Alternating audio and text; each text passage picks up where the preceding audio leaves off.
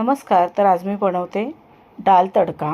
कुकरमध्ये तेल गरम करून त्याच्यामध्ये राई, जिरं आणि कढीपत्ता घालून घेतला आहे आणि 4 सुक्या मिरच्या हे सर्व परतून घ्यायचं. त्यानंतर थोडंसं हिंग घालायचं आणि एक चिरलेला कांदा घेतला आहे तो घालून घ्यायचा. थोडा वेळ परतायचा. त्यानंतर त्याच्यामध्ये टोमॅटो घालून घ्यायचं. टोमॅटोसुद्धा चांगला परतायचा. टोमॅटो परतल्यानंतर हळद पावडर घालायची. मी त्या अर्धा चमचा हळदी पावडर घातली आहे. त्यानंतर तुरीची डाळ धुवून ठेवलेली होती ती घालून घेतली आणि आपल्याला जेवढी पातळ घट्ट डाळ पाहिजे त्याप्रमाणे पाणी घालायचं. अशा प्रकारे जर आपण कुकरमध्ये डायरेक्ट तडका देऊन डाळ बनवली तर ती खूपच छान लागते. चवीप्रमाणे मीठ घालायचं आणि कुकरचं झाकण लावून 3 शिट्ट्या द्यायच्या. गॅस मीडियम ठेवायचा.